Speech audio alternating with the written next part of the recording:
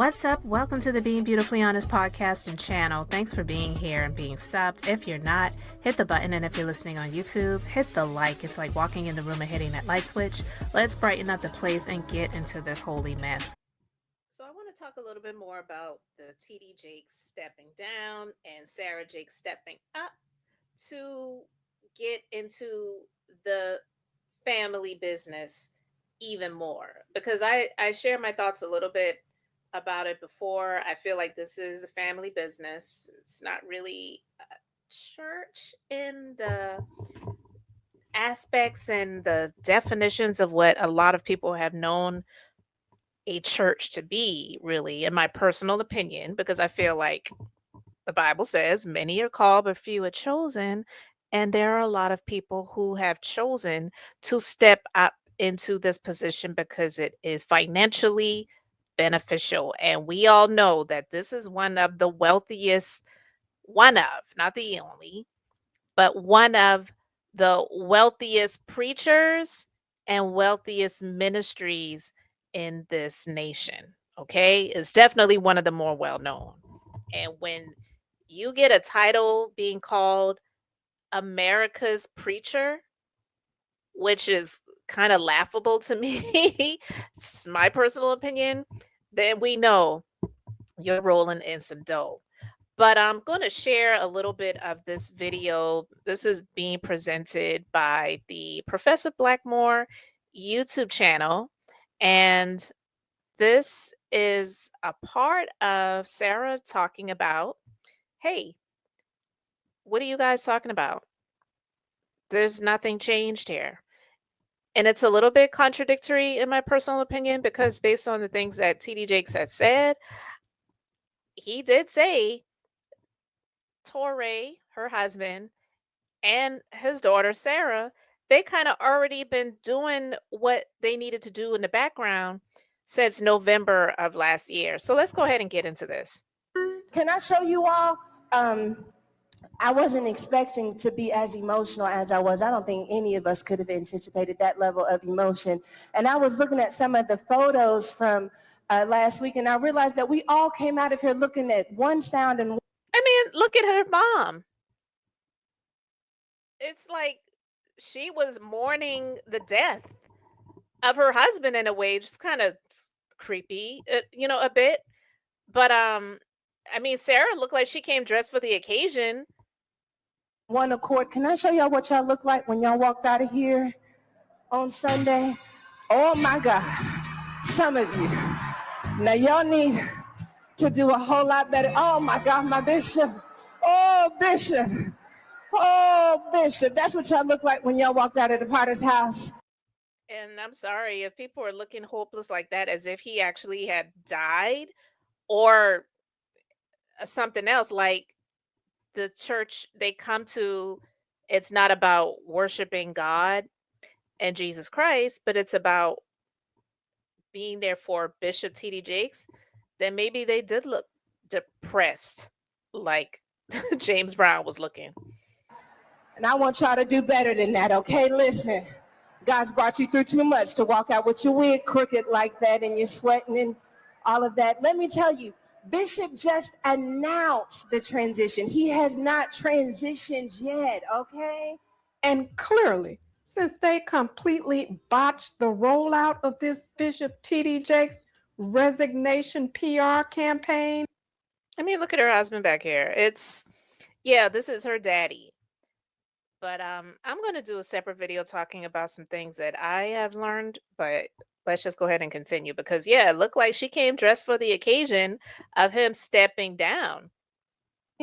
Now, the new messaging word that they are pushing instead of resigning or stepping down is now, quote unquote, transitioning, Sister Cora. Potter's house! Good morning, good morning, good morning. Now, Cora must be on Manjaro, Ozempic. What's one of the other ones? There's Zepbound. There's a few other ones that it's pretty much that semaglutide where they're losing weight, because look at her. She actually looks good. I'm not even going to front. But She still looks like a baby thief to me. I am Pastor Cora Jakes, and as they were talking about transition, and I understand it to be moving from one place to the other, but there is another part of transition that we don't talk about, and that is the condition of where you are, changing from one condition to the other. Well, what condition is she talking about? Because it still to me seems like this is about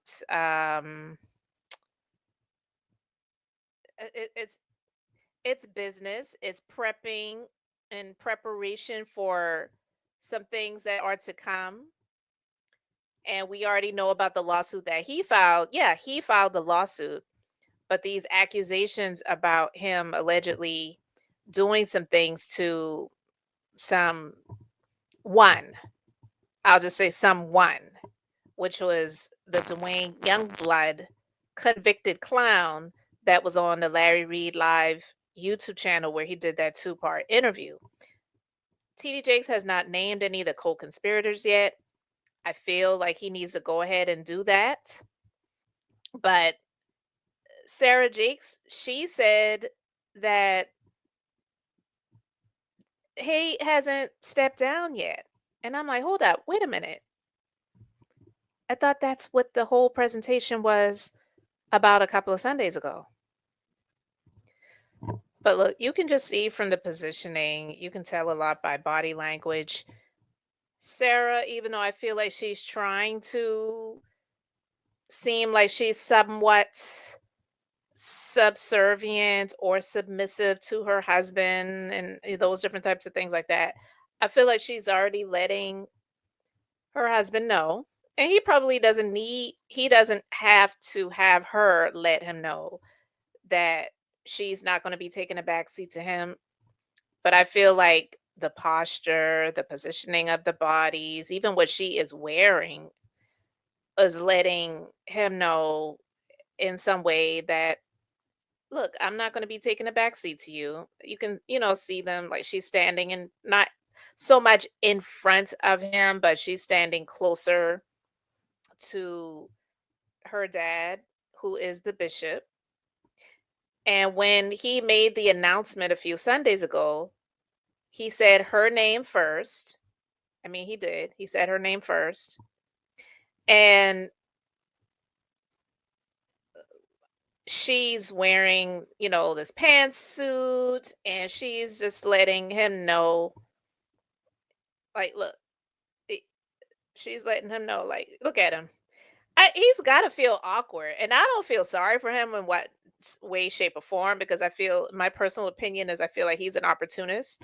That's my personal opinion. But she is going to be the face of this ministry. She's got an extremely large following.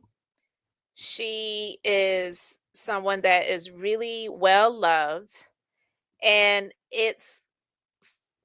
she's got 2.9 million followers. She'll have more. And it's more beneficial for the ministry in the way things are going, because this is a business, for him to have this one. You see? Like, look at this.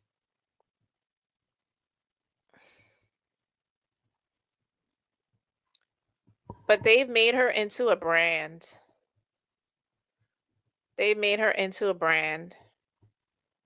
And she is the future of the Potter's house. She's a beautiful young lady, don't get me wrong.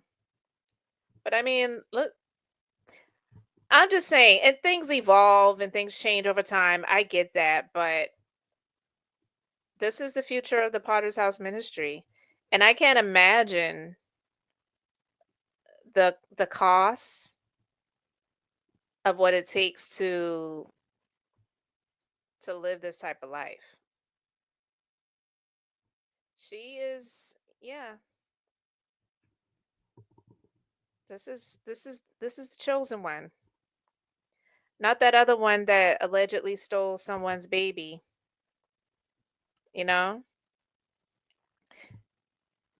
She's the one that's going to be more beneficial to lead the Potter's House ministry. So, yeah. It's a little bit weird. I get it. I guess this is the future. This I just wow.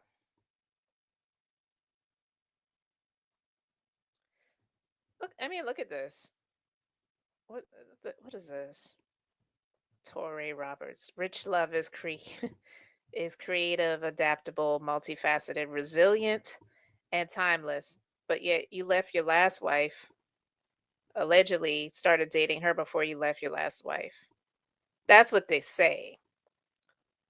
I don't know how true that is, but it's weird to me when you see a man who you know has been in a previous marriage with children and you are showcasing your life and lifestyle on social media with the new wife, and the new wife and family has leveled you up. It's awkward to me. I would rather not even, if this is what it takes to be going to a church and I'm gonna have to be dealing with people like this, I just rather not go.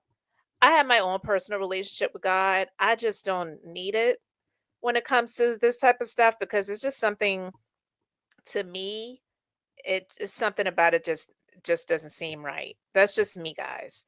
I'm not speaking anything negative about her, but to see that this is the yeah, this is going to be the leader of the Potter's House Ministries. Yeah, and look at him. Yeah, what and this is something weird to me about people who showcase their 10 years of love on Mars.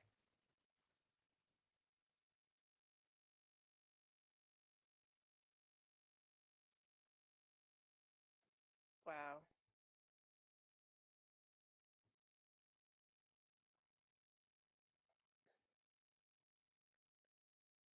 Yeah, this it's mm.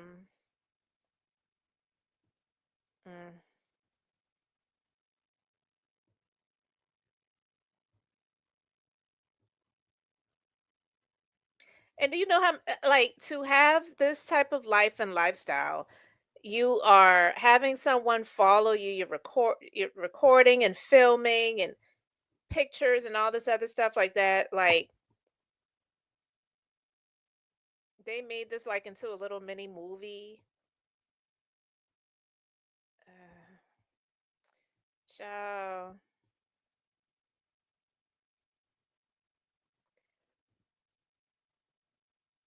So even with all of this, she's not going to be taking a back seat to this dude.